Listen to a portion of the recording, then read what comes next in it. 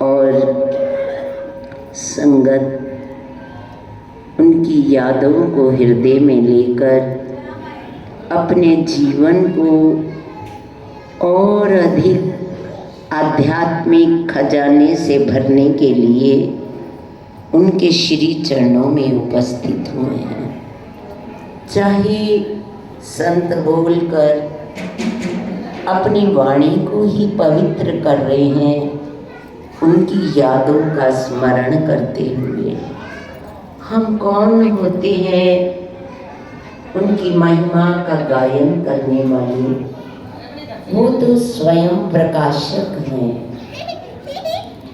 जो पूर्ण गुरु महाराज जी के बनाए हुए संत हैं।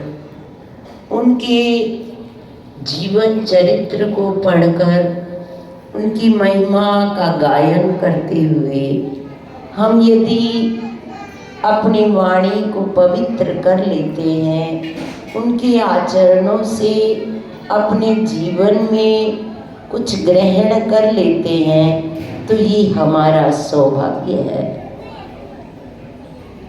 श्री गुरु महाराज जी ने जो संत बनाए, उन्होंने कहा आज के बाद ये कपड़े कटे हुए मिलेंगे,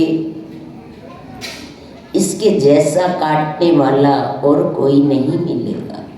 सच में हमारे महाराज जी देख लो, स्वामी सार शब्दानंद जी, स्वामी जी जिनका भंडारा है, जो उनकी निजी सेवा में स्वामी अभेदानंद जी रहा करते थे, इतने पूर्ण थे कि आरती में जाना, अपने भक्तों से पूछना आरती कर रहे, वो कहने लगते हैं कि हाँ जी, मालूम है कौन कौन आया था? कहने लगे हाँ जी, वह आया आरती छोड़कर चला गया, और वे संत आए, वह पूरी आरती करके गए, वह भक्त आए, वो भी आरती करके गए, आधे चले गए। सबके नाम उनके सामने बताने लगे। वह भी शांत चित्त होकर सुन रहे थे। उन्होंने कहा, तुम गुरु महाराज जी की मस्ती लेकर आरती करने गए, या तुम्हारी दृष्टि एक ही है, चाहे विषय कमाए, चाहे प्रभु का स्मरण करें। हम प्रभु का स्मरण करते हैं तो कलयुग हमारे नज़दीक नहीं आता।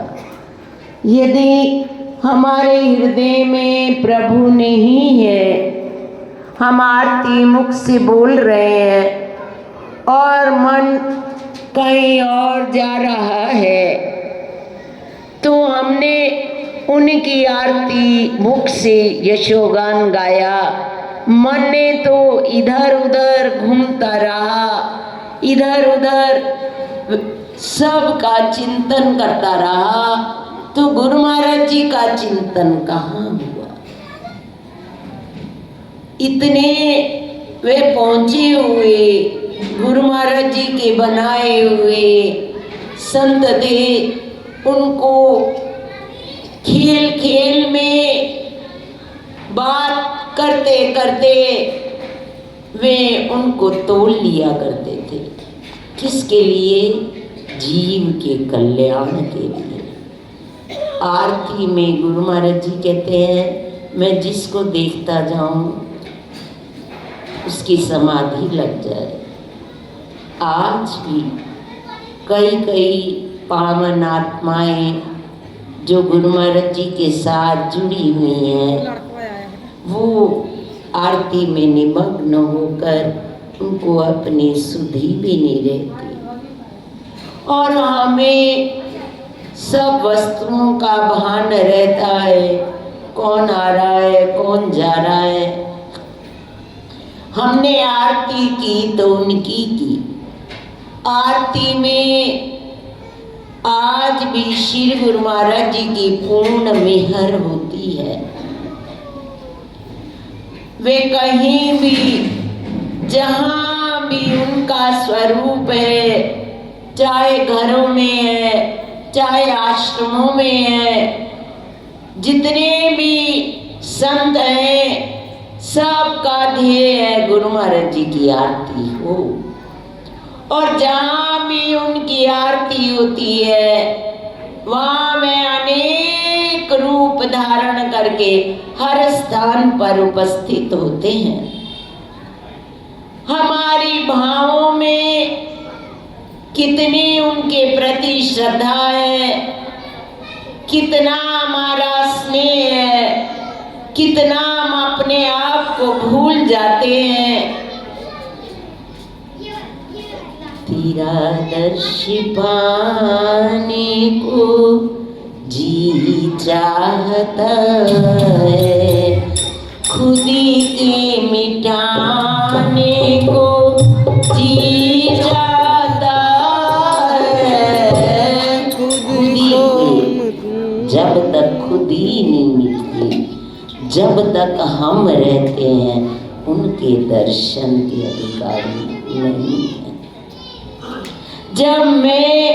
जब तक मैं था तू नाही, जब तू है तब मैं नाही। जब हम अपने आप को भूल जाते हैं, अपने आप की सुधि खो देते हैं, तब उनका दर्शन मिलता है।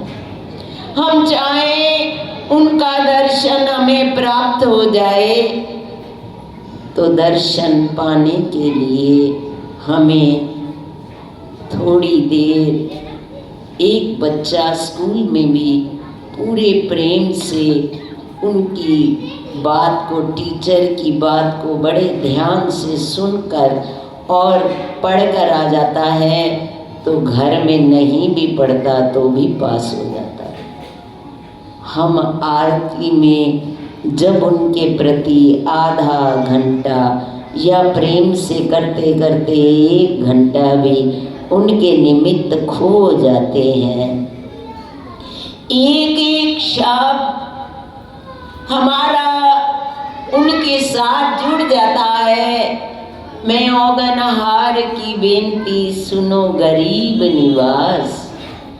ये नहीं कि हम मुख से सारा कुछ बोलते चले जाएं, हमारा एक शब्द भी उनके साथ नहीं जुड़ता।